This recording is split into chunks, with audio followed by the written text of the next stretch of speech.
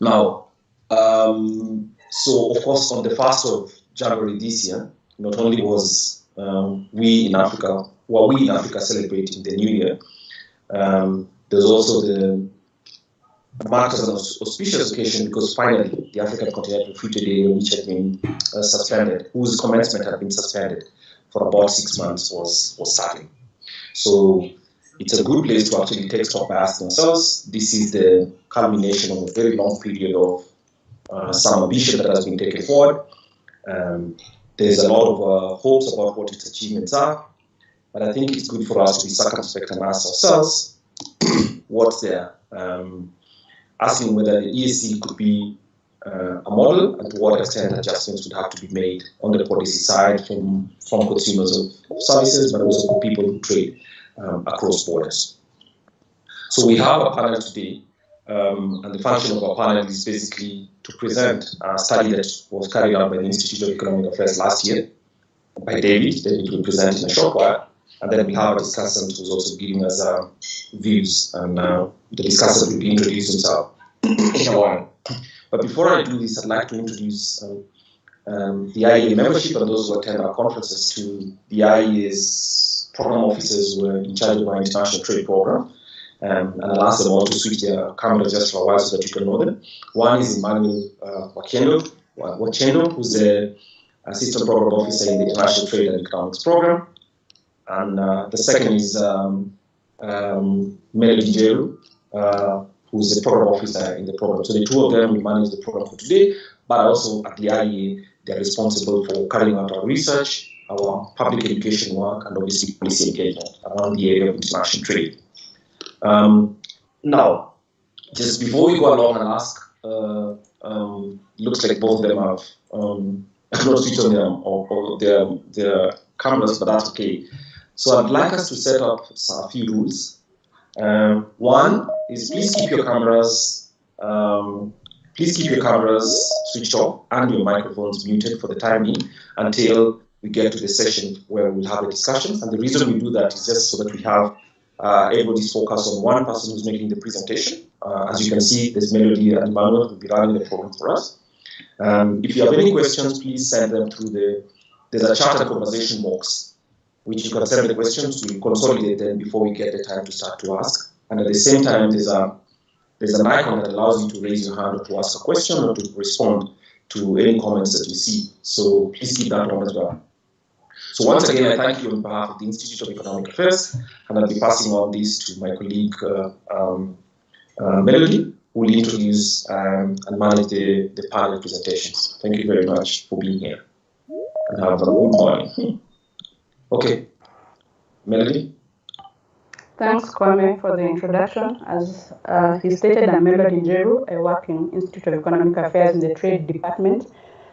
Today we are going to discuss on implementing the AFTA and lessons that we can get from EAC based on the study that was done last year. And we did this in partnership with David Oviro, who's a consultant, and he'll be our first speaker for the day. David is the founder and executive director of the Africa Development Think Tank based in Nairobi, Kenya. He has a background in BA Economics and Mathematics from the Egerton University, Kenya, and MSc in Economics from SOS University, London. He also has postgraduate studies in Applied Economics, and he also has a postgraduate study. He's also done postgraduate studies in Applied Statistics from Makerere University. His area of expertise includes trade policy, public finance management, and also MSc, micro and small medium enterprises. And he has had experience in over 13 years in public policy research and advocacy institutions with national and international and also international development organizations in Africa. Therefore, welcome, David. You can begin your presentation. You have 25 minutes. David. Thank you so much, Melody, and Kwame as well. I'm happy to join today in making my presentation on the study that we did last year. Let me just put it up.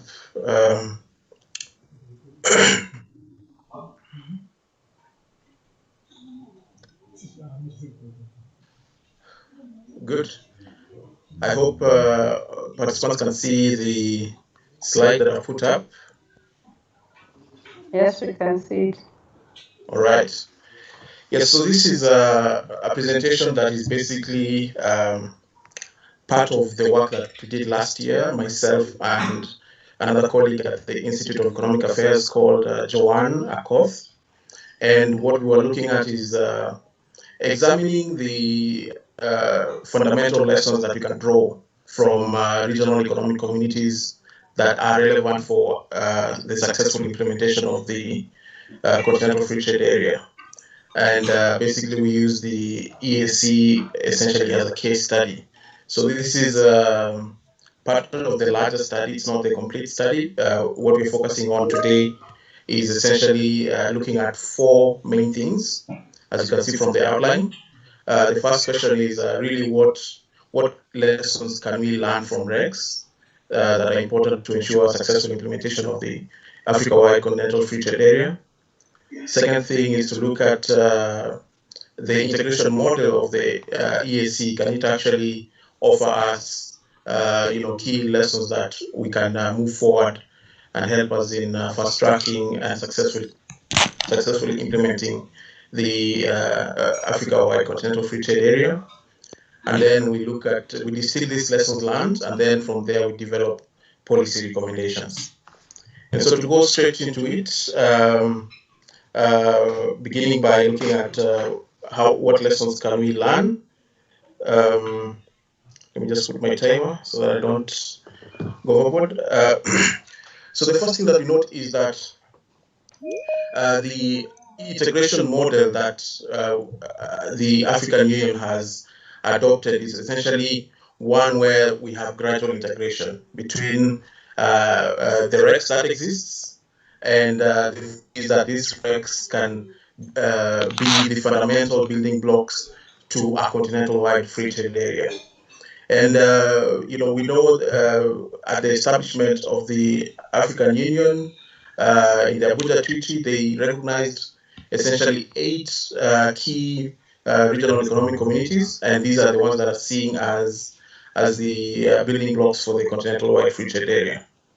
And this essentially has been evidenced in previous studies, where we see Bisong last year observed that the agreement of the Africa Free Trade Continental Free Trade Area recognizes REX as building blocks by providing a common basis for negotiating positions. So this is very important because rather than member states building their or determining their negotiation positions from the start, they can actually collate these at the regional level and then use those as the basis for negotiating at the continental level. Secondly, what is important also is that the AFCFTA will leverage on regional institutions of the economic communities so that these can be key instruments and mechanisms for implementing the continental-wide protocols and ensuring harmonization. This is very important. And then thirdly, we see also that when it comes to negotiating solutions, particularly on trade restrictive practices, as well as other key challenges that might be there in terms of dispute resolution and so forth, the CFTA will rely on these regional institutions to determine the key protocol positions to adopt and to advance. Now, secondly, also, the second reason why REX are important is that they actually do offer a testing ground for vital lessons in the implementation of the continental-wide agreement. And essentially, what Magnier has observed in 2016 was that REX provide a solid ground for experiential learning to ensure that we can pick those things that have done well and essentially sieve out those that not do well. And so these regional economic blocks offer critical entry points for dealing with existential challenges that face the continent. And examples that can be considered here is from dealing with issues of climate change, such as drought and desertification that the IGAD does, to aspects of peace and security that ECOWAS does, as well as the infrastructure and industrialization challenges that SADC has often dealt with, and finally to trade and financial facilitation that COMESA offers on the ground. And so, thirdly, and the last point on how REX can offer successful lessons for implementation is really, if you look at the big picture, the whole point of a continental-wide free trade area is to eliminate and essentially reduce tariff barriers. And so it's for more opening up, more liberalization. And so when it comes to this linear liberalization that is implied, the idea is that the CFTA can avoid the complex bilateral negotiations that often are engaged when it comes to trade policy negotiations, because already you have got regional groupings that already have a common ground in terms of the protocols that are already in existence in terms of tariff liberalization and dealing with NTBs. And so that is quite important to observe. And the examples that I cite here are when you compare the CFTA versus the REX, the CFTA has got quite long transition periods, which are typically between 10 to 15 years, as well as lower thresholds for market opening. So the liberalization is actually lower. Most REX have got much deeper liberalization. And so in short, REX are opening up more than the liberalization that is at the CFTA. And so these two provide an opportunity, because it means that, a lot of the opening up will not be contentious, since the REX have already deepened even more than what the CFTA is proposing. The second point here is that when you consider this, the level of liberalization, the CFTA therefore is likely to achieve its ambitions much faster than even the REX, since the liberalization is not as deep as that at the regional economic communities. And then lastly, what is important here is that, when it comes to the REX, the key questions around rules of origin have already been determined or are in near finalization of being determined, and therefore these offer cross-cutting thresholds that can be applied at the continental level, and therefore offering very quick completion to the negotiation rounds that are expected to go into phase 2.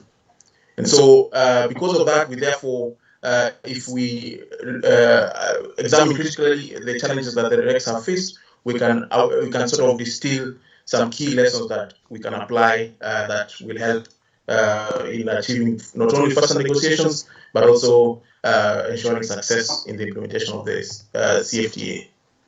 And so quickly, if we now go into what we've seen so far in examining the EAC as an integration model of the CFTA, the first thing that we notice is that, in spite of the over 2 decades that regional integration in Africa has been going on, with very significant benefits to be had, we haven't had as much in terms of meeting the expectations of not only of the population, but also even in the goals that we had espoused in the integration agendas. We haven't seen the resultant export competitiveness that was expected. We haven't seen higher productivity. We haven't seen even specialization or an increase in diversification of economies.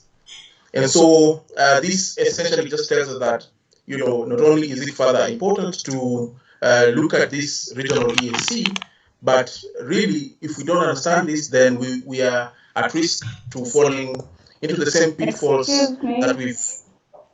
Excuse me, David. Yes. You can just see the first slide. If you could run over to where you are, because at the moment you're only seeing the first slide only.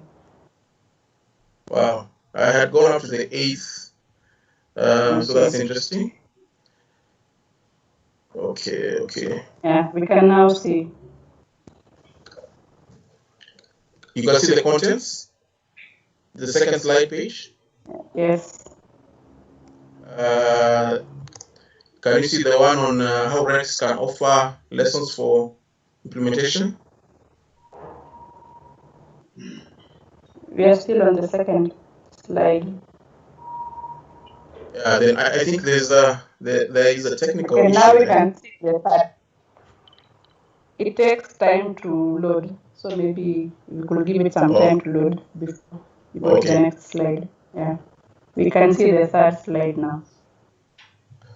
Okay, so then let me maintain it in this mode, because if I go to slide share mode, apparently it's not moving in tandem with you. So I had gone over why we need to examine the REX in order to determine or enhance the implementation of the CFTA. And I looked at 3 main points. The first one is that REX are seen as building blocks, which is important. And I've given some key points there. I don't want to go over them because of time. The second point is that REX offer testing ground for virtual lessons. And so we can sort of distill what works and what hasn't worked, sort of experiential learning.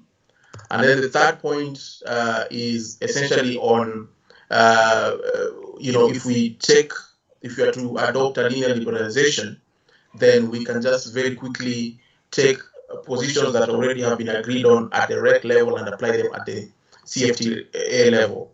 And in particular, here the example is on rules of origin. For instance, in the EAC, we have already agreed on broad rules of origin. And so these therefore provide a good starting point for negotiations at the continental-wide level. And so I want to go on to the next section, which is looking at the East African community as a model.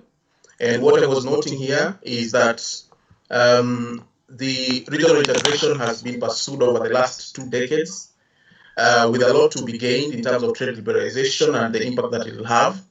But we haven't seen the resultant multiplier effects in terms of boosting of export competitiveness, enhancing productivity, promoting specialization, and even diversification of economies. And so given that sort of under par performance, it's important to understand the challenges that REX face, because if we don't understand them, then we might be at risk to fall into the same pitfalls when it comes to implementation of the CFTA at the continental level. And so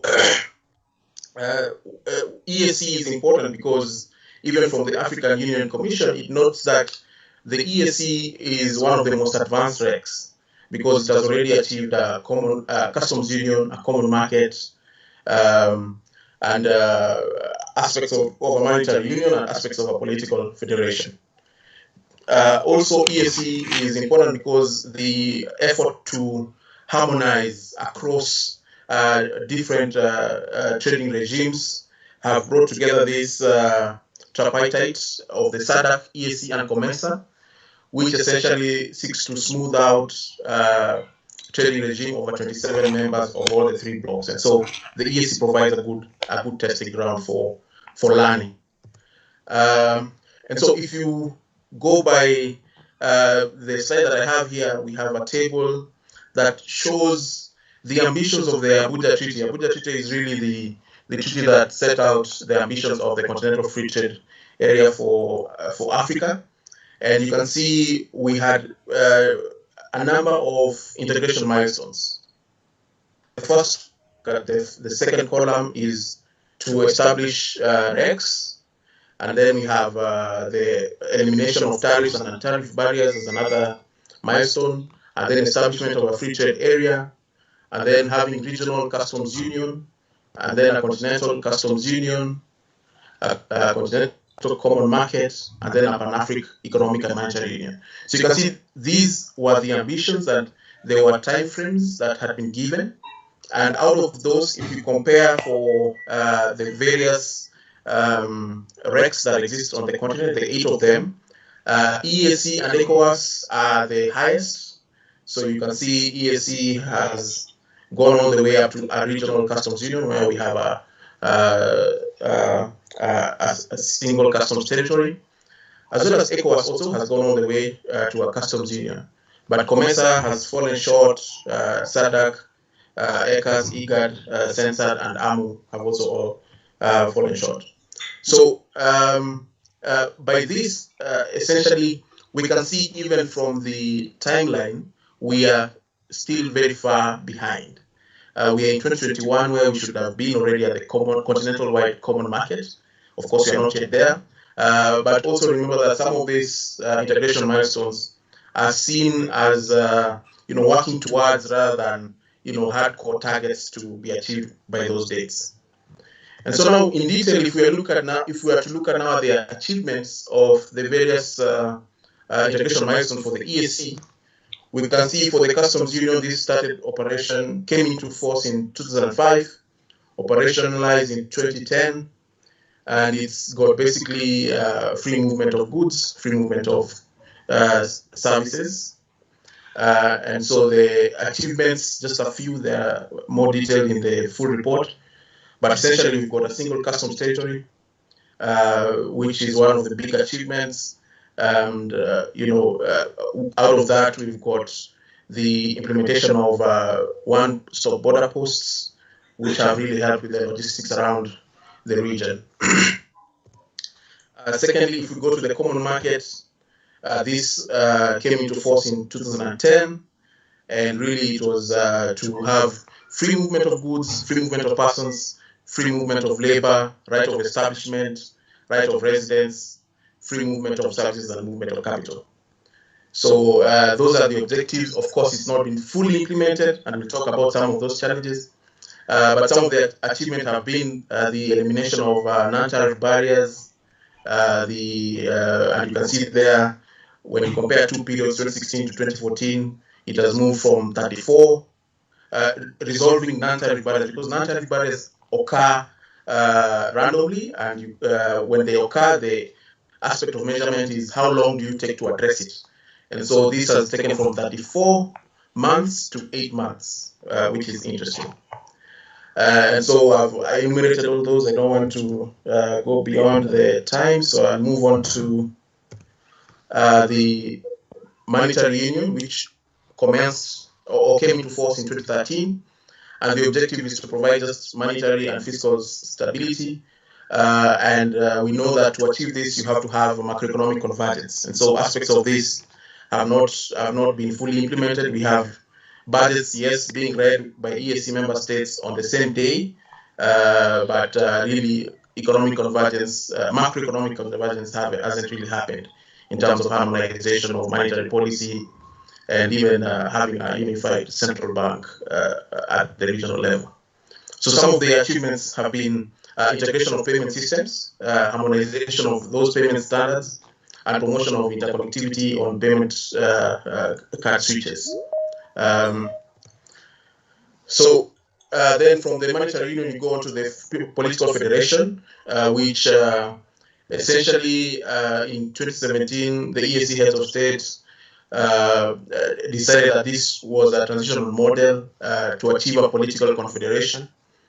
And there was, in terms of achievement, there was an experts committee constituted to review and harmonize a roadmap to constituting this, and they were tasked to essentially developing an institutional support structure to support the Council of Ministers, and here they identified two aspects, just peace and security, as the key priority for the political confederation. And they have a number of objectives or targets to achieve by 2020 and 2021, which are enumerated there. I won't go into them, but you can refer back and ask questions where needed. So of all those, broadly speaking, what has been the challenges? The number one challenge has been that the approach that the EAC has taken in implementing the integration goals has been actually for partial implementation. And so we see integration milestones being well articulated, but in terms of full implementation, we don't see that. And so we have a customs union is really not fully implemented, a common market which also is not fully implemented, a monetary union, some aspects of it not fully implemented, a political federation also that has prioritized just peace and security so far. And so this pragmatism has sort of advantages and disadvantages. I would say the advantage is that we see members of the community benefiting early on some of those integration milestones, but at the same time, they also don't benefit comprehensively as what has been envisaged by the integration milestones. Specifically, you can have a number of issues for each integration milestones, but the most outstanding are really on finances. For instance, we see delays, declining as well as inconsistent disbursement from partner states. So this is a big issue because it prevents the implementation of the various programs by the EAC. We still see long, costly, tedious decision-making processes at the regional and the national level. We see that the level of awareness on the integration benefits at the EAC level by citizens is really very limited. We still continue to see this issue of overlapping memberships, particularly when it comes to implementation of the various regimes by member countries, amongst others. I don't want to go to them through all of them because of time. But really those are the key challenges that we see. So what are the lessons then that we can draw? The first is that attainment of the Africa-wide continental free trade area will depend to a large extent on success of the REX. I don't imagine a situation where AFTA can be successful and REX not successful, because AFTA will rely on the regional infrastructure that exists at the REC level to implement some of its activities. And so this demand for either similar or equivalent institutional infrastructure at the continental level really is the main primer. If we are not able to have strong regional institutions at the REC level, then we cannot have them at the continental level. The same comes to implementation. When it comes to addressing issues of tariff and non-tariff barriers and all these other trade-related challenges, the Africa-wide continental free trade area will rely on the REC institutions to implement. The second lesson learned is that RECs can be useful in fast-tracking negotiations and implementation of the continental free trade area.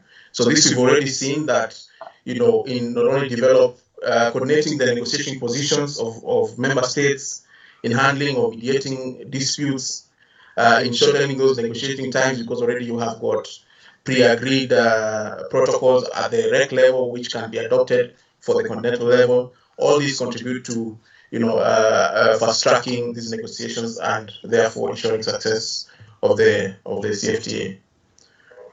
The third is really on these funding constraints, because if we have funding challenges at the REC level, expectation is that we will have them at the continental level. And so we have to identify existing budgetary constraints so that we can implement those regional infrastructure projects, especially as well as trade facilitation projects that will ensure that we do achieve the objectives of the free trade area. Then fourth lesson is that we need to work on increasing the awareness and sensitization of member states. If the citizens are not aware, if private sector is not aware, and the industry is not aware of the opportunities that this new framework provides, even if we do have it in place, they will not take full advantage of it, and that is very self-evident, across many integration milestones that we've seen from the EAC. The fifth one is really on achieving or having a coherent regional approaches to development. We've seen that trade policy is just one of the key economic policies for achieving economic development. And so related policies such as on industrialization, as well as governance and other important sectors, is important to have a coherent approach and harmonized approach that member states will implement in order to build on synergies at the continental level. And so this is very important because we see, for instance, infrastructural development in the EAC. If Kenya has put in place, for instance, the SGR, and it doesn't connect to the rest of the EAC countries, the original goal of enhancing intra-regional infrastructure and transportation routes via, say, rail, road, and shipping becomes now lost, right? So coherency is very important.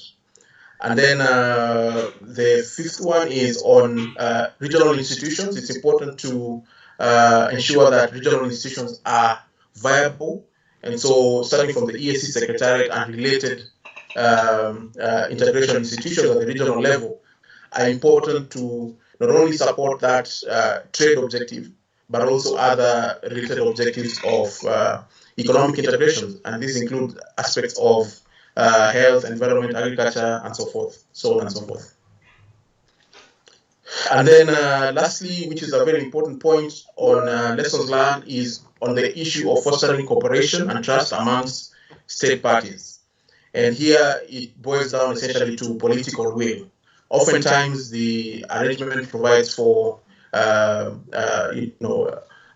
better neighborly trade relations, but we often see that there are cases where you've got poor or low political will that therefore presents full benefit of the trading arrangement to the citizens. The example there is, of course, the infamous tips that often occur between Kenya and Tanzania, where because of one issue or the other, you can find either nation taking retaliatory or even offensive actions that essentially reduce the amount of trading between the two countries. And then the last point on lessons learned is the issue of TBT challenges. And so these are the technical barriers to trade, where you've got the aspect of standards being very different when it comes to EAC countries and even at the continental level. The example here is that, for food processing, Kenya, for instance, can export to developed markets such as Japan, Europe, and Singapore, which have very strict regulations, and yet they are unable to export countries in the continent because of regulations. And the example is, for instance, when you take moisture content for maize, Tanzania has 13, Kenya has 13.5. Yes, I'm winding up. Kenya has 13, Uganda has 14. So you see the numbers are different. And so harmonizing this could go a long way in enhancing implementation. And so what are the recommendations? So here we have to establish mutual recognition laws or standards rather than harmonization. So harmonizing is more difficult because you sort of start from zero, and you have to shift your entire systems. But when you have mutual recognition, the standards of, say, country A can be recognized by partner B, and that allows for faster implementation and even faster negotiation when it comes to the continental free trade area. Secondly, having this pragmatic approach to realizing integration goals is also important because whereas you have disadvantages, it does offer you the benefit of accessing those benefits much earlier than before, and citizens can benefit sort of immediately. Third is on awareness creation and citizen-centered integration. This is important. What we've seen in the EU, for instance, the citizens directly elect the members of parliament that go to the European Union Parliament. So that is a way of also achieving that citizen-centered integration. and there are a number of innovations that the AU can consider here. Fourth is on decentralization and delegation to regional institutions. This is very important because at some point, if we are to achieve an integration goal, you have to cede some of your sovereignty to regional institutions. And so this often is a challenge because the political will to do that is often lacking. Then, of course, adopting binding legal imperatives rather than consensus in decision making. The African Union's and even in the EAC in some cases, we see that decisions are through consensus building, and once they arrive, they are not institutionalized legally, and so that affects the implementation in terms of when it comes to now having ratified them and implemented them. And then lastly, on specific recommendations to member states, they must be fully involved in mobilization of domestic resources.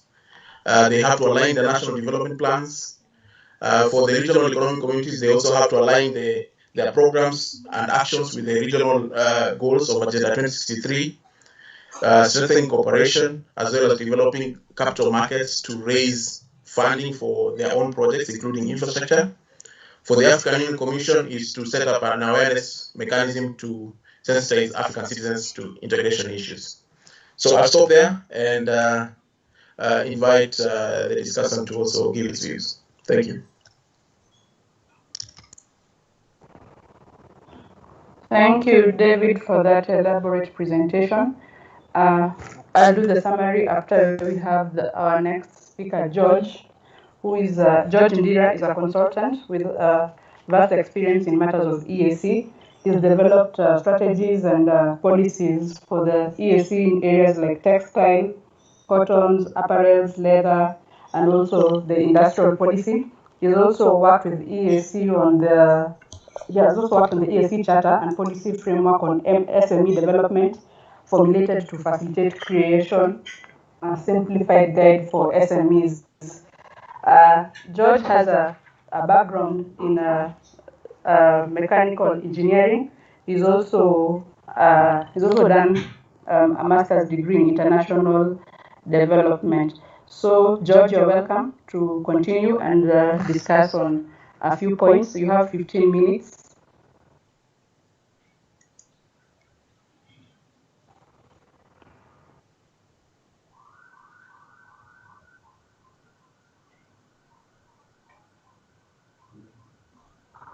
Okay, George, you're muted.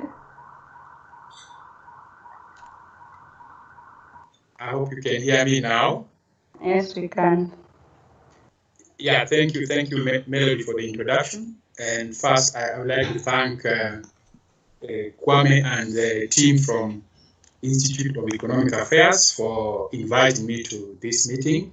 I would also like to thank David for the very elaborate presentation. I think you've done a very good paper that highlights some of the important lessons that the tripartite and the African Continental Free Trade Area members can draw some very useful lessons.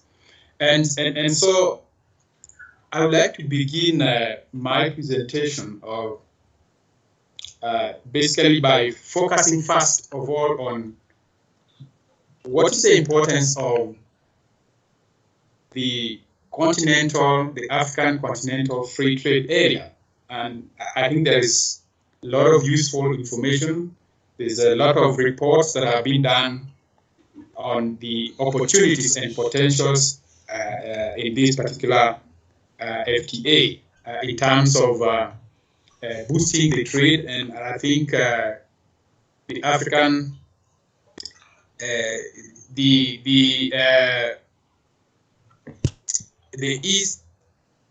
the economic community of Africa, I think they have UNECA. They've done a study to indicate that if we are to break the barriers within the continent, the intra-African trade will be increased by as much as 50% from the current level of 15%. And that really presents an opportunity, and it is something that the African member states should consider very seriously, bringing down the barriers so that we can realize that opportunity, that translates into employment, that can translate into export opportunities, that can translate into competitiveness. However, I think the important point about this particular study is that first, it is timely. It is coming at a time when we are just beginning now to implement the Continental Free Trade Area, and countries are preparing to go into the second phase of negotiation. So I think it's important to reflect on what has actually been implemented in the various economic blocks within Africa. And I think the choice of EAC is quite relevant. And as David has said, EAC has made quite significant progress in its integration agenda. So I think there are very useful lessons that can be drawn.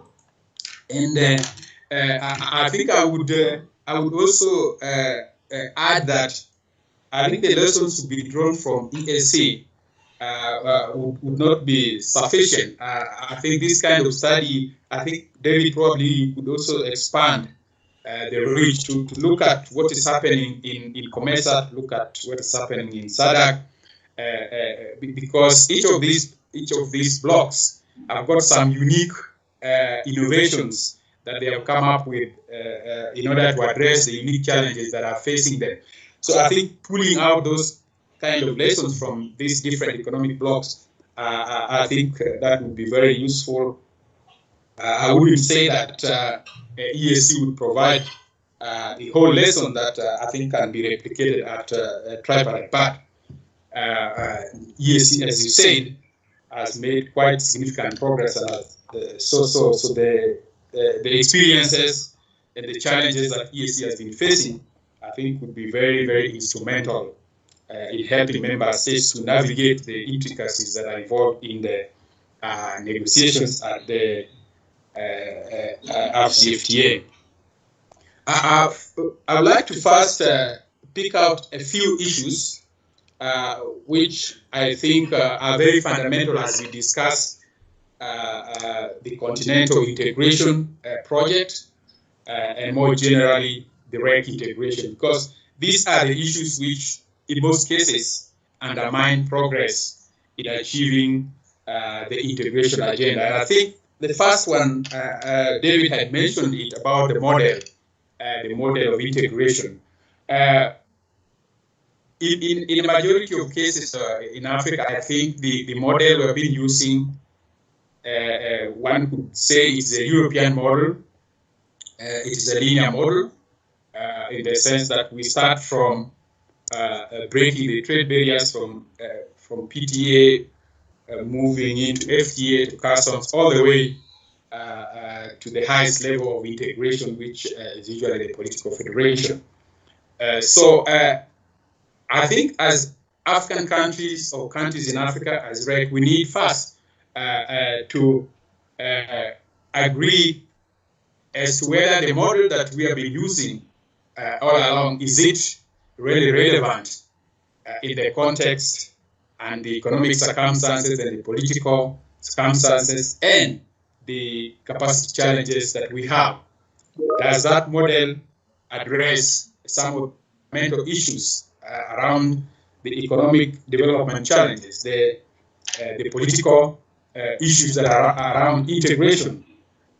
And I think that point is important because most countries in Africa, we find ourselves in very unique circumstances. So if we just borrow a model either from Europe or from America, they may not fit. So it's important to reflect on the model.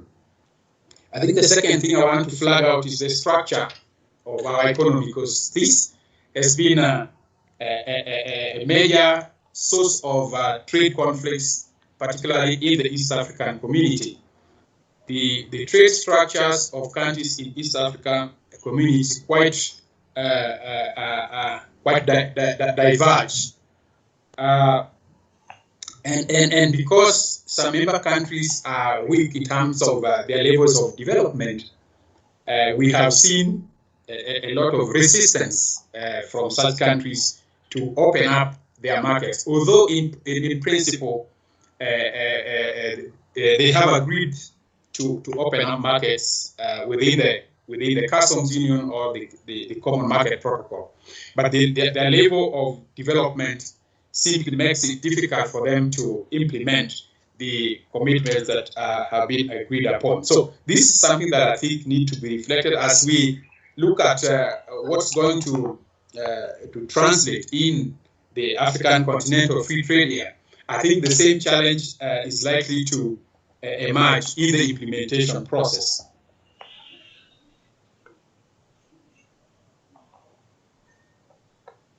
Yeah, I think I would also like to bring out the point of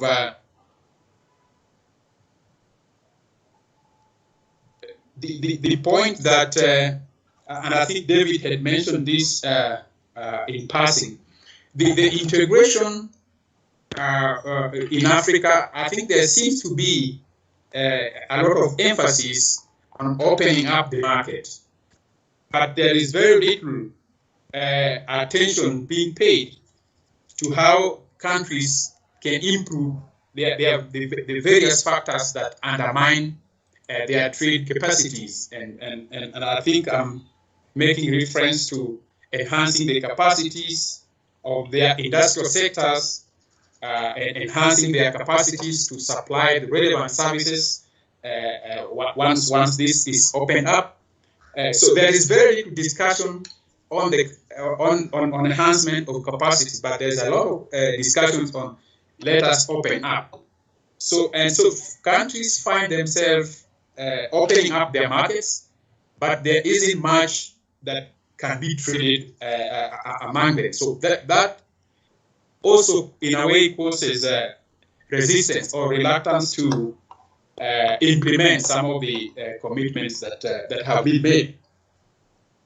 So I would like to agree with David that as EAC, I think there have been useful progress that have been made, particularly that could provide useful lessons in the implementation of the African Continental Free Trade Area.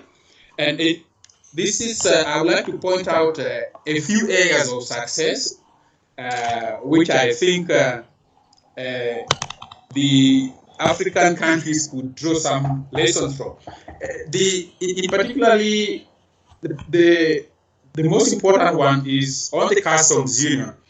Most of you probably you have the history of how the East African community navigated the challenges around the customs union. It was not implemented fully the way it is prescribed in the books. So it was a mixture of a customs union, a free trade area, and a PTA at the same time. You remember that at the start of implementation in 2000, only Kenya liberalized its markets to the 3 partner states. Now, the Uganda and Tanzania, on the other hand, were given a longer time frame for implementing what the commitments they had made. So they closed their market for a while until 5 years when the customs union became fully into operation. So that sort of model, I think the planners knew the circumstances around the countries that that form the East African community and their concerns around their differences in development. So they came up with that model to ensure that some of those concerns could be addressed by providing longer time frames for implementation, especially for countries which were considered at a lower level of development.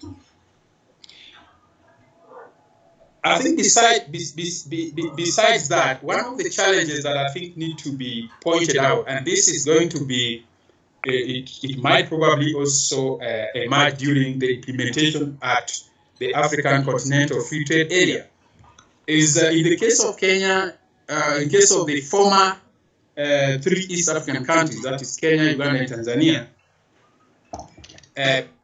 besides having a longer time frame for implementing the commitments under customs union, the 2 countries, Tanzania and Uganda, were given some kind of exemptions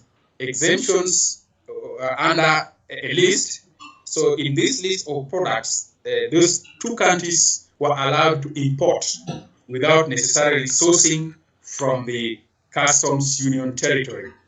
And that aspect of exemption has been a major challenge for the implementation of the customs union in East African community, because it has continued to date. Most countries in the East African community still have that long list of products which they are not supposed to source within the region. So in a way, it has undermined the implementation of the customs union, and also the benefits that could have accrued from this trade bloc. So I think that is an area that needs to be looked at. I think the other thing I need to point out, which could also be a major challenge during implementation of the African continental free area, is on the rules of origin. I think rules of origin that EAC has currently, obviously, I think they are good, but over time, I think there have been concerns around still the strictness of those rules of origin, and them not being cognizant of the realities of trade that is happening now globally. And I want to point out the challenge around the global value chains. You know, with the global value chains, every country is trying to get a slice of what they can produce and add value and supply to the global market. So if you put very strict rules of origin, then countries within a trade bloc would not be able to harness that potential. So it is important to see how we can modify the rules of origin to take into account the trading circumstances that we find ourselves in. I think most of the time in regional trade blocs, they tend to have much more stricter rules, and adhering to these rules without necessarily looking at the circumstances in which they are operating. That, in a way, may undermine the implementation of the African continental free trade area. I think the other point I want to flag out with respect to David's presentation is the involvement of private sector in the negotiations, in the negotiation process. I think whether it is at the EAC or other economic blocs, I think I see more government officials driving the process of negotiation. And this should not be the case, because it is the business people who are supposed to drive this process. They are the one who is going to trade ultimately. I like the model that the East Asian countries, particularly the ASEAN, has. I think their integration is very different from what we have in Africa. And I think, David, probably you have an opportunity to look at the ASEAN model of integration. It's much more driven by the business people, and it's quite pragmatic and flexible. Countries within ASEAN can form themselves into some, much more smaller groups that are focused on implementation of just one theme of the entire integration process. So the issue of consensus in ASEAN is not as much, is not as strict as we have it in the East African community. So in the community, East African community, I think the issue of consensus has been a major factor that drags implementation and makes decision making to be, quite protracted and long. So flexibility is needed. We can borrow a leaf from what's happening in the ASEAN. So I think my point is that the role of private sector in the integration in Africa and in East Africa in particular has not been given prominence. So we'd like to see the business people driving this process as opposed to the public sector. So generally, I think I want to agree with the presentation that David has made. The lessons that are to be drawn, I think they are very useful. They are going to really support the tripartite integration. But I think the challenges that he has raised still remains for REC and also will remain for African Continental Free Trade Area Secretariat.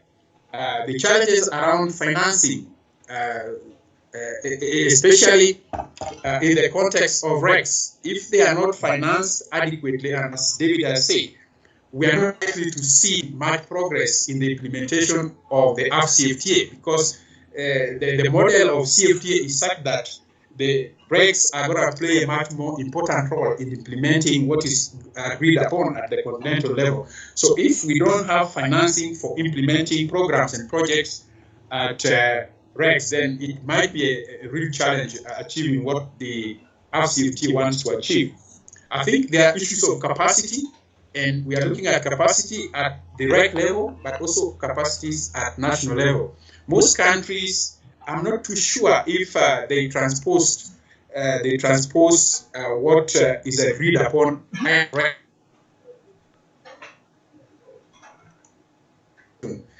So if this was done, it might be much more efficient and effective for countries to implement this program.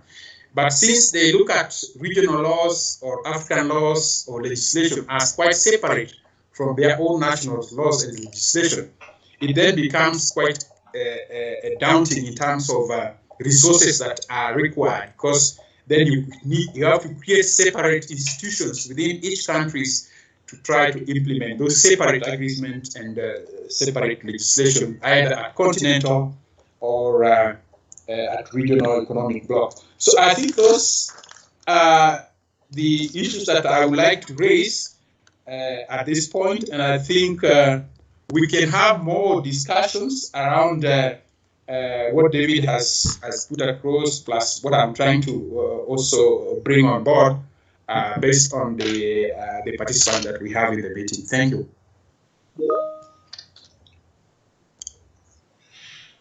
Thank you so much, George, for your expertise opinion on our subject of discussion today. So, in brief summary, I want to point out the issues that have come up from the two speakers. One is that they recognize the fact that RECs are building blocks for implementation of the AFTA, since RECs offer testing grounds, and also we can from RECs we can learn what works and what not works. As David pointed out, that so far EAC is the most advanced REC in Africa in terms of achievement of the common market protocols and also customs. But there are challenges that EAC has faced, which we foresee that will also be faced by the member states of Africa as the implementation of AFTA goes on. Challenges like integration of the customs union, inconsistent disbursement of from partner states in terms of funding of the projects and goals that the AFTA has, and also the long and costly and tedious decision-making processes that make achievement of milestones a bit slower, and also the overlapping membership of RECs. It harbors a smooth implementation of the Africa Continental Free Trade Agreement. And then we've seen that from East African community, there's an issue about lack of awareness among the member states and also the citizens of the member states on the benefits of this regional integration. So the citizens may not be fully benefit from the advantages that come from having the regional union. And also, they are also incoherent, and also we need to have coherent and harmonized approaches to guide implementation. And another thing that is coming out is we need to strengthen institutions so as to enable smooth transition and also smooth transition of the implementation process. One thing that George has pointed out that also needs further discussion is we need to look at our integration model we've heavily borrowed from European Union, and it may not be necessarily relevant to our situation and context in Africa. So there's need to come up with a model that will be reflective of our current situation and current states and what will work for us at the level we are in. And then also the structure of our economies have been a source of conflict, because there are economies in Africa that are quite developed while others are not developed. Therefore, there is resistance by other countries to open up their markets due to protectionism policies. And we also need to look at the capacity enhancement. As you're opening markets, we also need to enhance the capacity of the various member states to take advantage of the benefits that come along with the regional and African integration.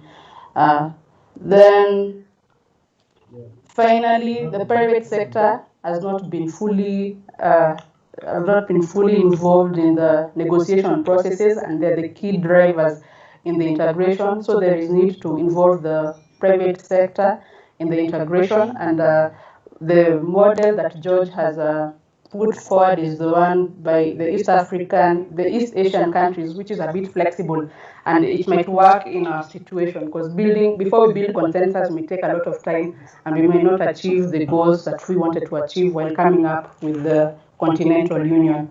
So at this time, I want to invite my colleague, Emmanuel Wachendo, who will guide us through the question and answer session, and he will lead us through, and you can post your questions on the chat box or raise your hand and ask a question. So, Emmanuel?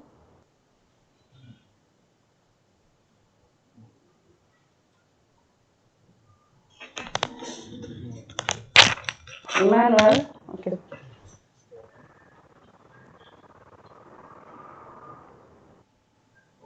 Okay, hello.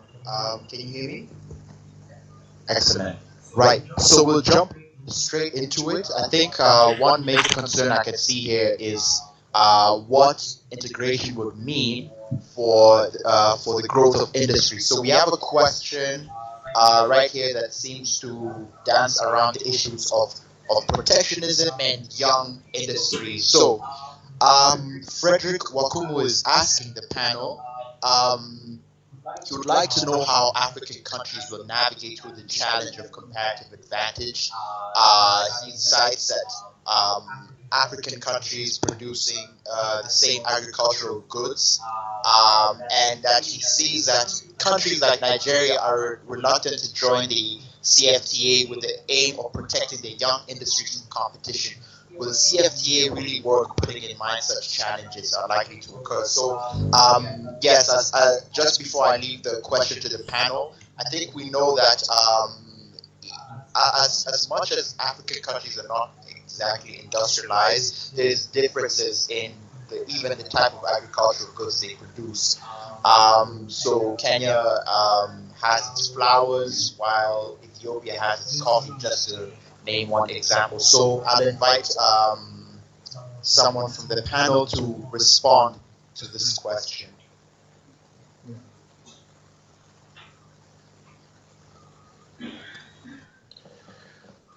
Okay, let me give it a go first, and then perhaps George Ndira can add his views.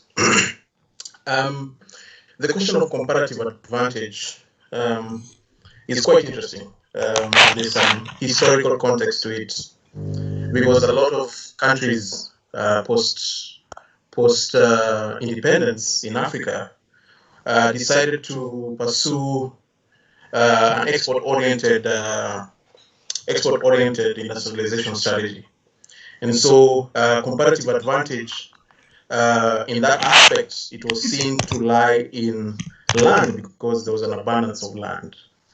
But really, if you go back to your economic theory, Eksha Olin states that the comparative advantage, the country that has comparative advantage has to maximize, or rather specialize, not only in the abundant resource, but also have factor intensity in that abundant resource. And so Africa really did not have a comparative advantage in the exploitation of land, which is what most of them pursued. The agricultural policy was essentially to pursue mechanization and the industrialization of agricultural sector. But really, when you go back to Shaolin, the factor intensity should have been in more labor-intensive production processes, which did not happen. And so we totally missed the boat with regards to that. And so in the end, we now have a very large young population in Africa that remains relatively unemployed or with high levels of unemployment. And so now, how do we resolve this? Really, there isn't any silver bullet, in my view, but trade policy is just a starting point. When we talk about now having one market, or rather a free trade area, the starting point is expanding the reach, expanding our market reach. And so now, if we are successful in this endeavor, the producer, whatever they produce, has got a larger market to reach, and therefore, better possibilities of income earning opportunities. And so, for me, when looking at this factor, in fact, going back to the ratifications that we are seeing, much of the hesitance that was coming from Nigeria, in my view, was that Nigeria is a very large economy in West Africa, and is the dominant economy in West Africa, and it's mostly resource-driven, natural resource-driven. And so for them, I think, these are just my thoughts, the big question was, what else do they stand to gain, since already they're in a very good position? And so perhaps it took them a long time to get the evidence for them to see that perhaps going in, ratifying into the free trade area, there could be opportunities for even further growth.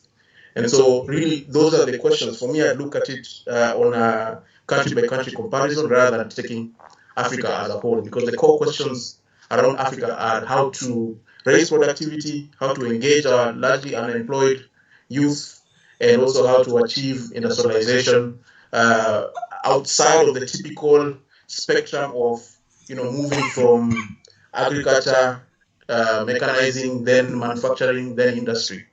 Because as we speak now, services really has grown, skipping past the typical path of agricultural development, and then mechanization, and then manufacturing, and then industrialization. So those are questions that we can debate and talk about. Thank you. Yes, thank you so much, David. So I have another question here from... Can I add something, please? Yeah. Yes. Okay.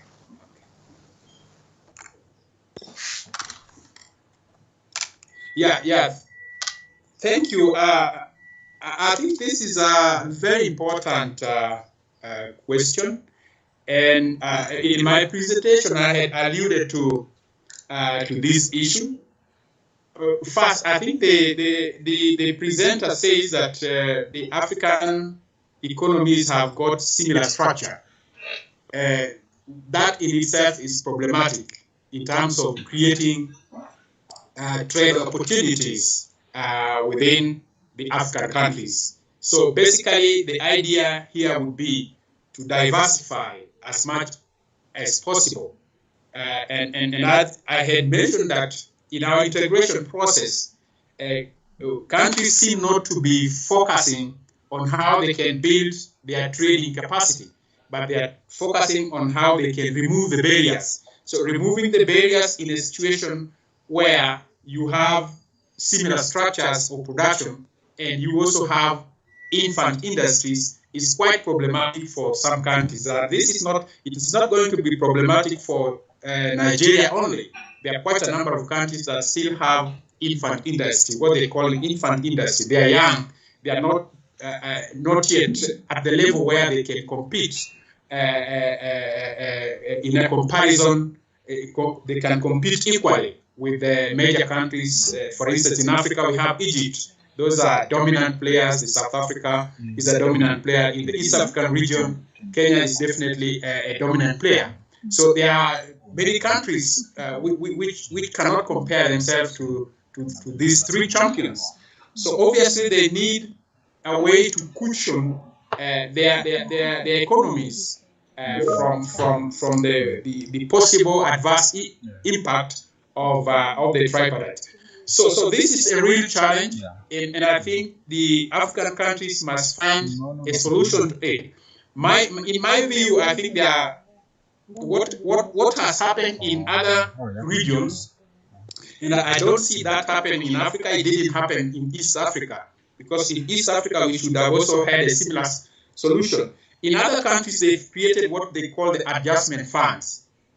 So what adjustment funds try to look at is basically a situation where certain industries are not competitive enough. So the adjustment fund will help such kind of industries in terms of boosting their technologies, boosting their capital base, injecting new capital so that they can become competitive. And this requires a holistic view of integration, not just the removing the barriers, but also looking at how you can sequence the production capacities of the member countries. That's one way in which to get around the problem. I think in the context of the tripartite or the African free trade area, I've noticed that the level of ambition is up to 90%. That means they are going to liberalize 90% of the tariff lines that are being traded. And then there is the 10%. I don't know what 10% represent, but I want to imagine that perhaps countries have submitted a list of certain industries which they think are sensitive to them and which are still weak, which they don't want to open up to. So maybe the 10% would be able to cover some of the industries which are still young and which may not be able to compete equally once the liberalization is fully effected. I think the third solution would be to give longer time frames for implementation. But again, how long should this be in the context of liberalization that has already taken place within RECs themselves? So this have to be looked at in that context, because you can't give longer time frame when within RECs they have already almost completed their liberalization timeline. So very important questions. Solutions are there, but I think we need to see which kind of solution works best for which country. Thank you. Yes, thank you so much, George. Mr. Waitara, could you please turn the camera? I'll make sure that your question will be read out. And as you continue, it's also important to note even the experience or in North America between the US and Mexico, the one country with a much larger economy, more industrialized than Mexico. And yet, I'm sure our panel can even elaborate on what benefits Mexico preferred in terms of their own industrialization. We see that production moved, some aspects of, say, automobile production moved from the United States to Mexico, which was, in some sense, to Mexico's benefit. We have a question here about the issue of security and infrastructure from Mr. James Buika. Now, he asks, in West Africa, movement is heavily curtailed by poor interconnectivity and insecurity. How then do we integrate this part of Africa with the rest of the continent?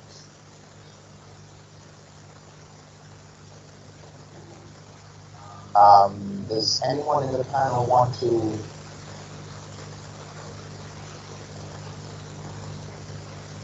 respond to this question? What is the question again? He's asking, how do we integrate this? So, okay, I think he is asking, how do we integrate this, the West Africa, to the rest of the continent? Saying that in West Africa, movement is heavily curtailed by poor interconnectivity and insecurity.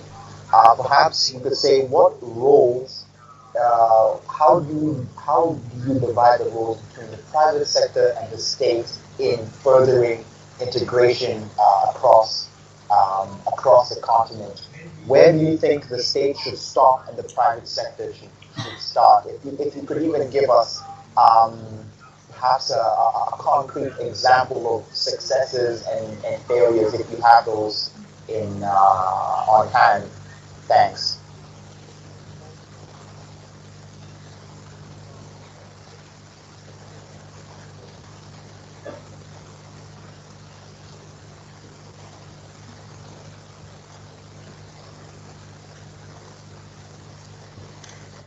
Okay, I can give it a try. I think there are two parts to this question. So the first part generally is the large infrastructure gap that you have on the continent. What role does, say, having a continental free trade area help in addressing that? And I think that's a direct one, because the alongside putting together a liberalization program on the continent, there is also, complementary programs around development of key infrastructure. And so, you remember the AU and its large transit routes and the key road and rail network upgrading that they intend to do across the western as well as the eastern and the southern, connecting the west, eastern, and southern areas. And so those to me are complementary projects. In addition, there's a very big initiative called the Partnership for Africa's Infrastructure Development, PAID, which also has identified key infrastructure gap that will sort of upgrade the transit routes and therefore help towards the trade facilitation aspects of the free trade area. Now to the second part of which you raise on essentially what is the role of the state? Where does the state start? Where does the private sector? Where does the state end, and where does the private sector begin?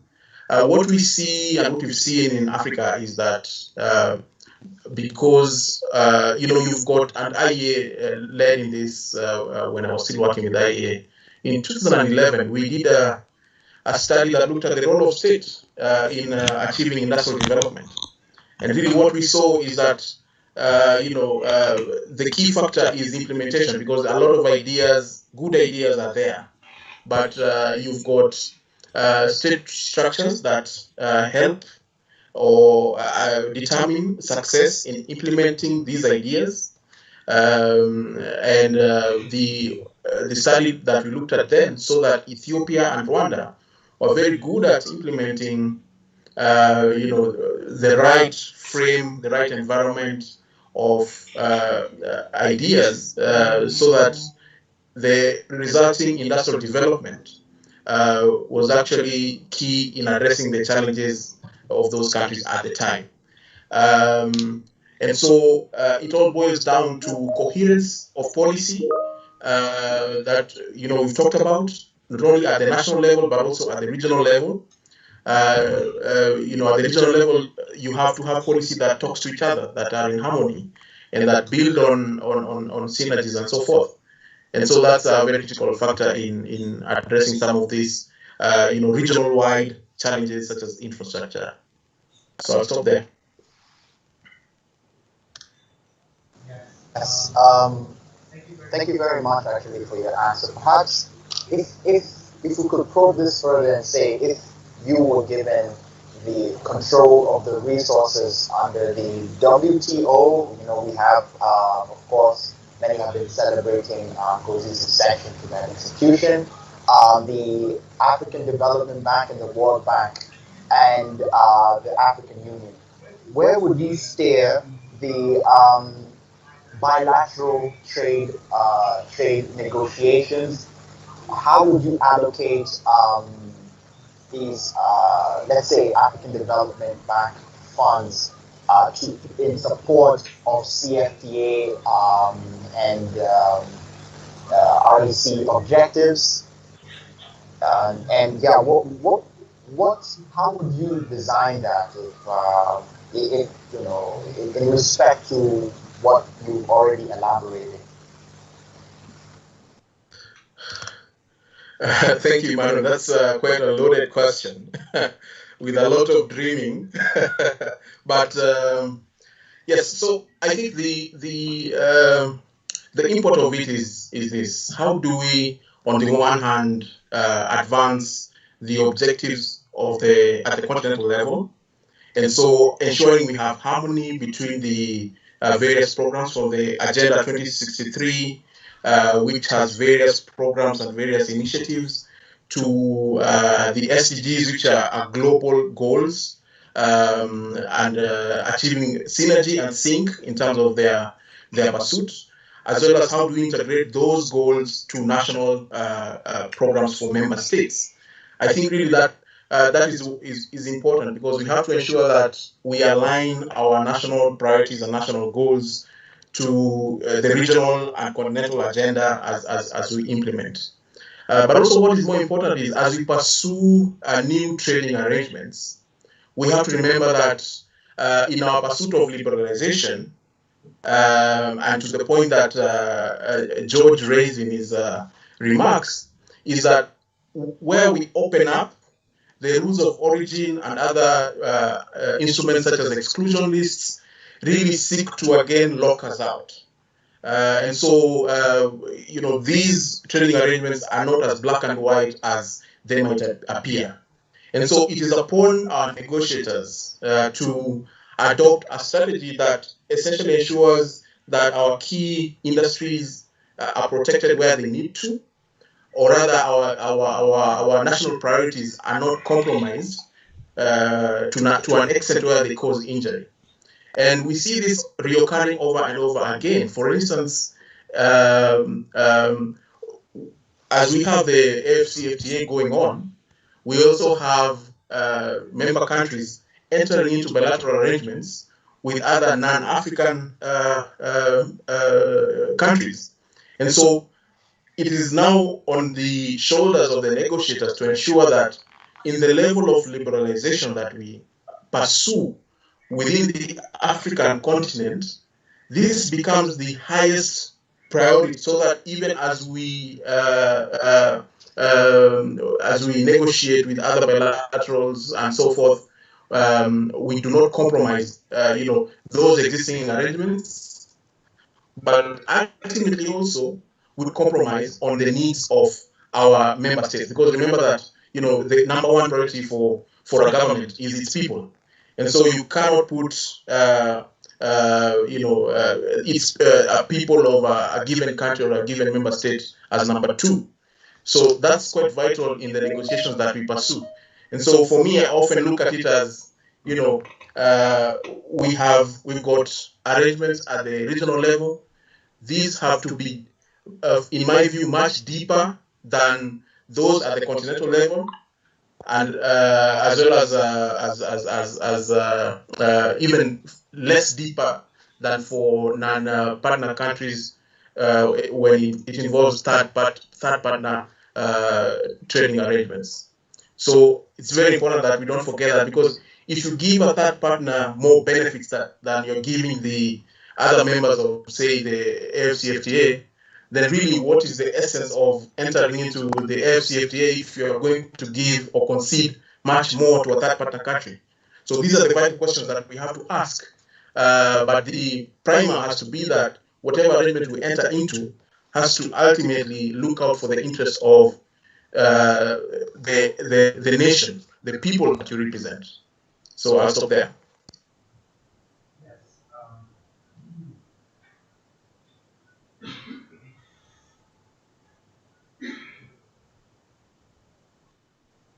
Emmanuel, your microphone is off. Your microphone is muted. Please switch it on.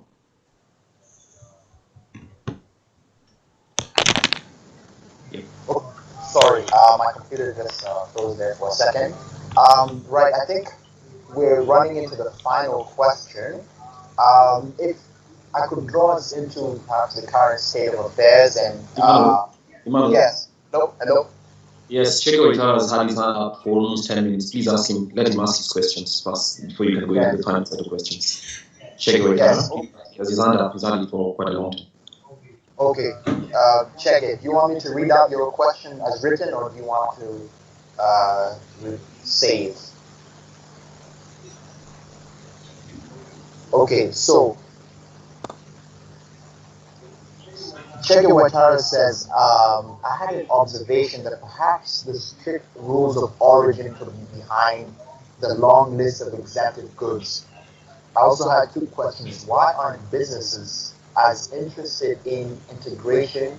And secondly, why haven't some of the benefits, i.e. specialization, larger industries, been realized? Yeah.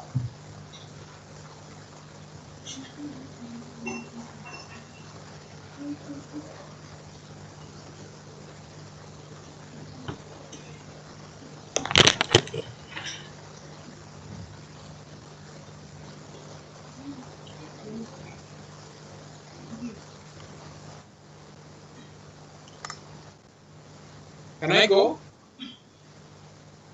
Yes. Yes, thank you. I think these are very important points that are being raised. The linking rules of origin to the long list of exemptions and why the benefits of the integration is not being realized. Yes, the rules of origin, I think the way they are designed in most regional economic blocks are quite inward looking. I think the idea of the framers of the rules of origin is that to try to lock out products that are coming outside and to ensure that trade only happens within the countries that form themselves into either customs union or a free trade area. However, as I pointed out, that kind of scenario, I think, prevailed sometimes back in the 80s and in the 90s and in the 70s. Today, I think we are seeing a lot of trade globally happening within regional value chains. And they are accounting for between 50 to 60% of the global trade are happening within value chains. That means production is always split, and they happen in different countries. Each country is trying to have just a small slice of that production arrangement. They add value and export.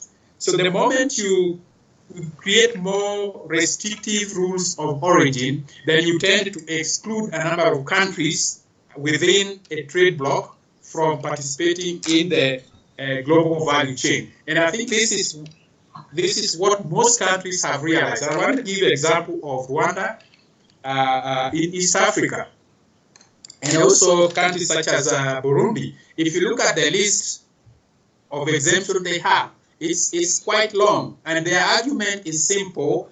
They don't want to source inputs from East African region, which are very expensive, which are costly, because that is going to push their cost of production, and they may not be able to be competitive in the external market. So they would rather EAC would rather give them exemptions so that they import those inputs, add a little value, and export to America.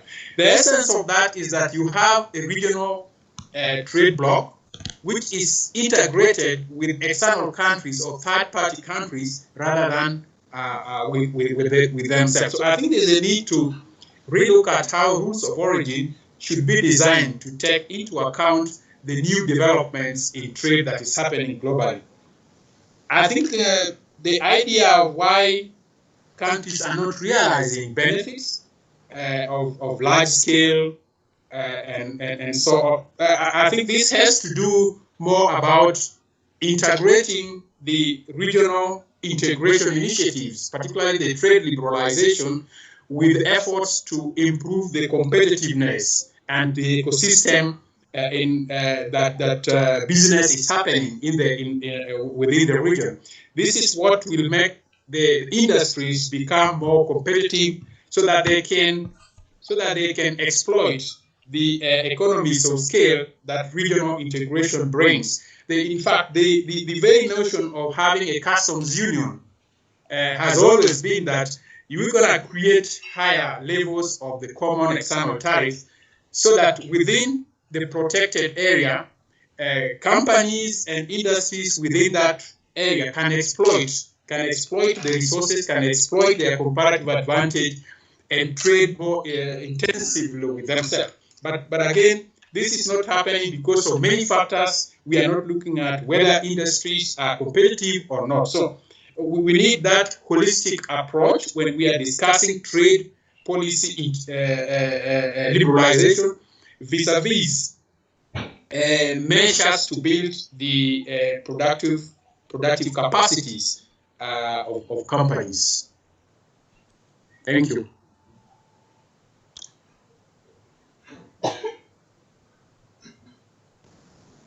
Thank you. The next question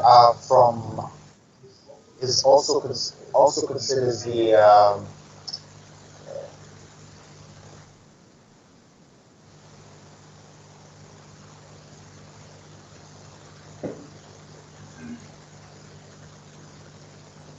So Emma asks, it would be interesting for Ms. Sansira to give an example or examples of some of the rules of origin that are hindering the full benefits of the EAC, and which changes possibly need to be made to be in tune with the current global trade environment.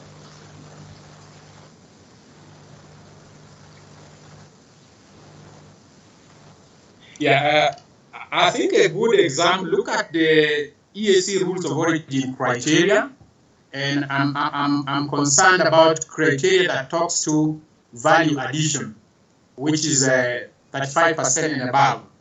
So for a company to benefit from the preferential scheme, the value added for that company should be at least more than 35%.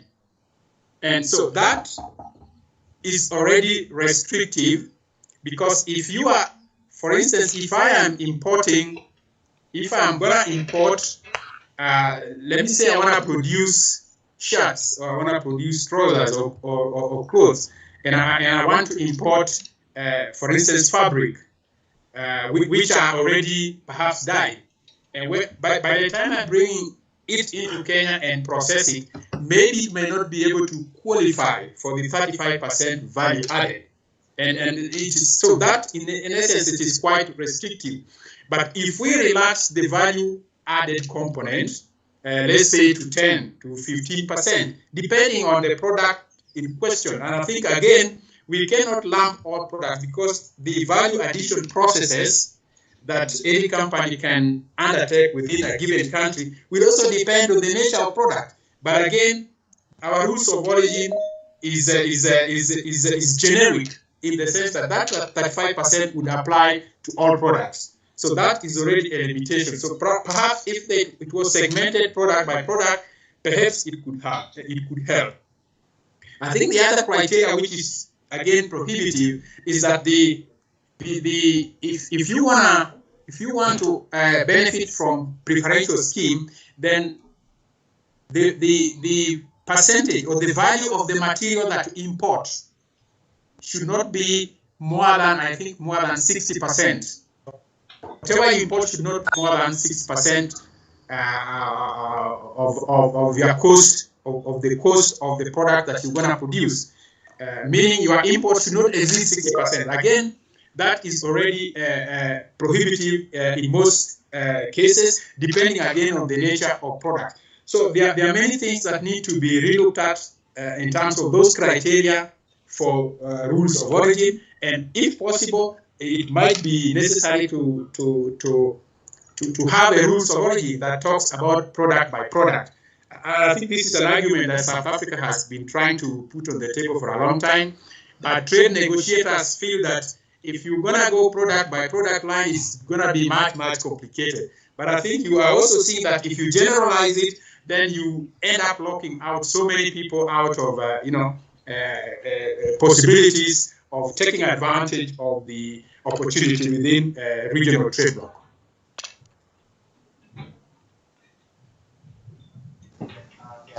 Thank you.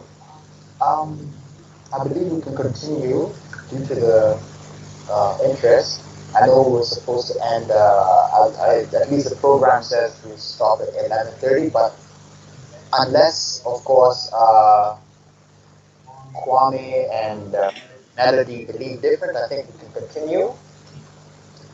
There's a question here from John Kalibo, and he asks, are there any lessons for the CFTA with respect to bilateral trade agreements between, I think we covered that, but any lessons for the CFTA with respect to bilateral trade agreements between member states and non-African countries?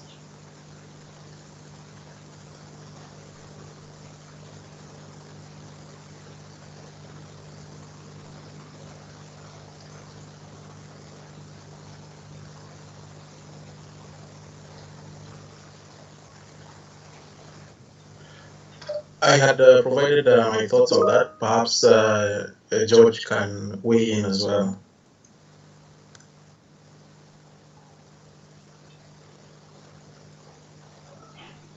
I think the question is not very clear. So he or she is talking about lessons that can be drawn from bilateral trade engagements in the context of FCFTA or in the context of what? Yes, I think what he's trying to ask is African countries have been involved in bilateral trade agreements both between each other and then themselves and other countries outside the continent. So, are there any lessons from those experiences? Okay. Yes, for this. Okay. Okay, I get it. Oh, I think what I would like to say that once countries agree to have a regional economic bloc or a regional trade bloc, and again, depending on the level of ambition within that bloc. And let me use an example of EAC, which is a little bit more advanced, and they already have customs union and as well as the monetary union. I think under those circumstances, the countries within EAC are more or less bound together. And if they have to enter into bilateral trade arrangement with third or fourth countries, it's something that the trade bloc in EAC has to kind of approve before such engagements can happen. We've had challenges where I think Kenya had entered into bilateral trade arrangements with Pakistan, and so there were deals around rice and the tea between Kenya and Pakistan. So it has always been problematic in the context of trying to implement the EAC customs union. Many issues have been raised that kind of arrangement should not happen and should have been approved by the EAC. I think the other classic example is a case where, again, Kenya, in the context of the IPA negotiations, where Kenya is trying to have a bilateral agreement with the European Union, again outside the EAC framework. So remember that the EAC framework is such that Kenya cannot advance the tariffs offers to Europe without consent of the EAC, because basically they are implementing a common external tariff. So in such a case, a country is quite bound. But in the case you are implementing an FTA, I think countries that are within an FTA, it's a little bit flexible, because they are not really bound in terms of having a common external tariff that they must always comply. With. So I think the lessons that can be drawn out of this is that yes, if you are in a trading bloc, you need to look at your level of ambition will dictate as to the flexibilities that the members within the trading bloc have to negotiate some bilateral trade arrangement. If you have a much more stricter ambition, if you have much more stricter trade bloc, then I think that policy space for you to negotiate bilateral trade arrangement is a little bit constrained. So I think that should always be taken into account. Thank you.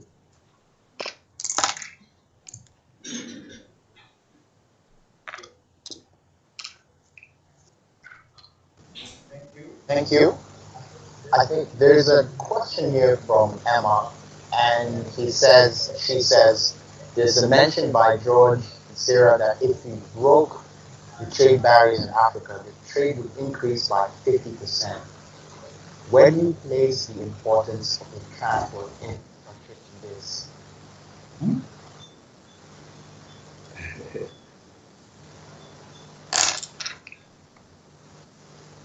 Yeah, I think yes, that is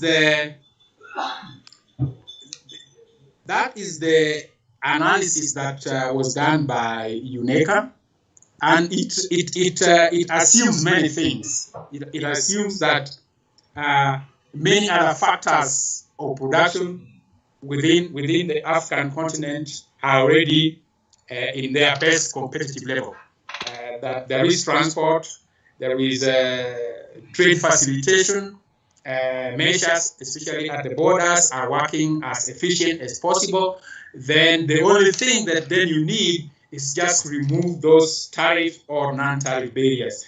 But actually what happens that I think there are studies that indicate that the tariffs and even non-tariff barriers may not be the real challenge to enhancing trade integration within a regional economic bloc. There are many factors that will, at the end of the day, determine whether you realize an increased intra-regional trade or not.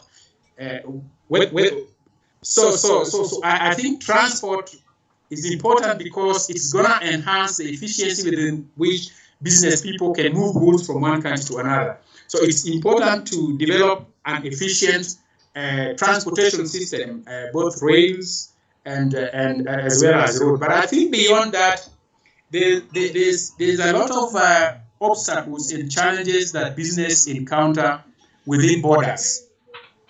And so I think World Banks call it, most countries have thick borders. The borders are quite thick in the sense that it takes you many kilometers to travel, to cross a border because of either logistic issues, because of the customs procedures within the borders. So you take a lot of delays within the border, and this really undermines the opportunities that could accrue from bringing down the trade barriers such as tariffs and non-tariff. So we need to go beyond just removing the barriers themselves and to ask the hard question, okay, we have removed the barriers, or we're going to remove barriers in the next 5 years. So what else must we do for us to realize an increased intra-trade?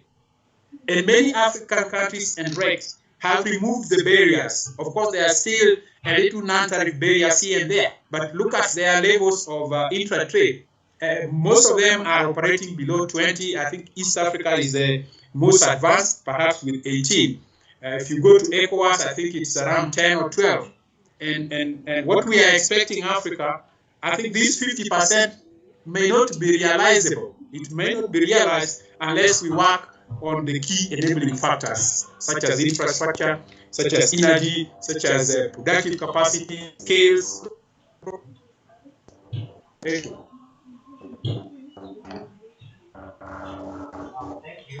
Thank you. I wanted to also ask, there's a question here from Buni Kiao. Should the CFTA have been negotiated via RECs based on the learnings? I think he's asking if, how does that sound? Is that clear? Is that clear enough? We have 5 minutes remaining. Speakers to make a question and also give their concluding remarks.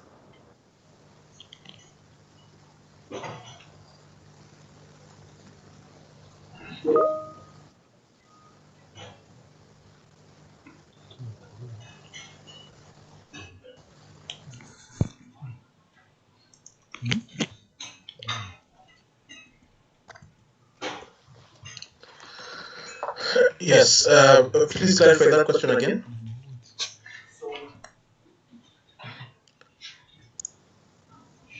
Should the CFTA have been negotiated via RECs based on the lessons, the learnings? Yes, is that clear? Yeah, that's clear. So we have to remember that these are essentially trade rules that are being negotiated, and where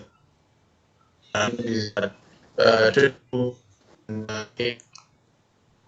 are entered into national.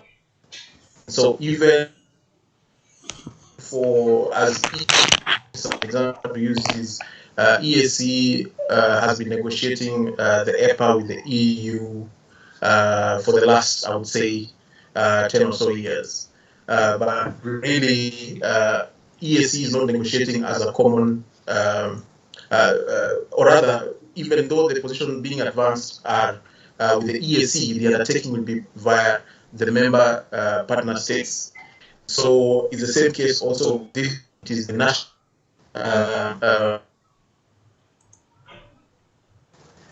Those that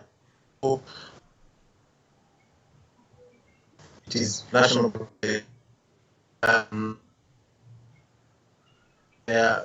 regarding how to negotiate under the regs as given by the WTO.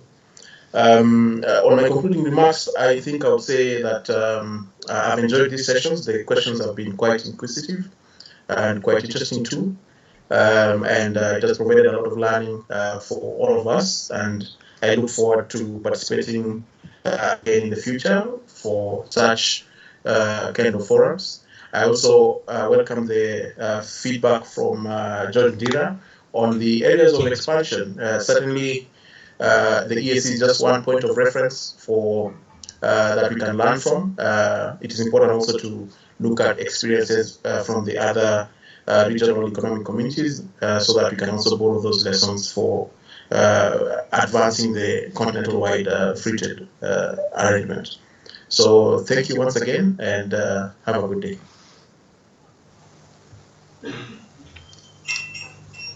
Thank you, David. Yeah, I would also like to once more thank the team IEA for this opportunity, and also to thank David for this fantastic work. I think there are a number of very good lessons that David has brought up, and I think this would be very useful for Kenya in particular when it will be going into phase 2 of negotiations. I hope this particular report should find a way by which it can be presented particularly to the Kenyan negotiating team, so that they can pick out some of the points that David has brought across.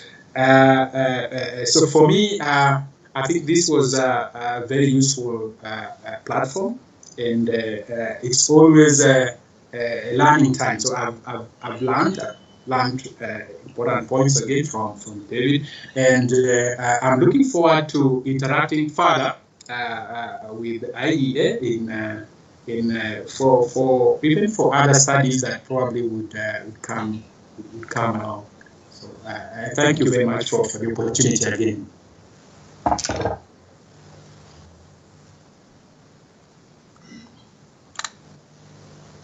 Okay, thank you. I'll invite Melody to make our closing remarks. And thank you so much, George and David. Very enjoyable, very informative. Thanks, Emmanuel, and the presenters for the good conversations that we've had around the implementation of AFTA. This research was done last year, as you had earlier stated, and there's a report that was produced after the research. We are finalizing on the final details, and once it's done, it will be posted on our website. You can check it out at www.iea.kenya.or.ke. IEA is a membership organization. You can find membership forms on our website also. You can also follow us on our social media platforms on Twitter at IEA-Kenya, Facebook, Institute of Economic Affairs, LinkedIn, Institute of Economic Affairs, Instagram at IEA-Kenya, and also YouTube at IEA-Kenya, and Instagram at Institute of Economic Affairs. We thank you so much and want to wish you a good day, and look for, we also have other webinars coming up, so keep checking our social media platforms for more information on that. Thank you so much for joining, and we wish you a good day. Bye-bye. Bye.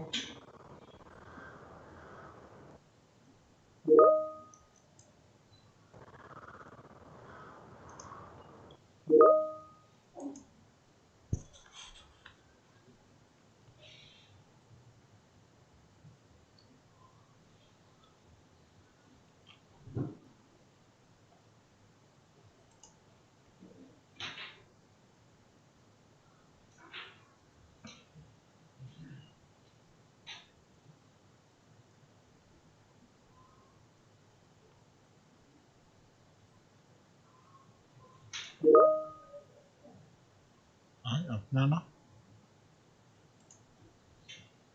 nini? Stop.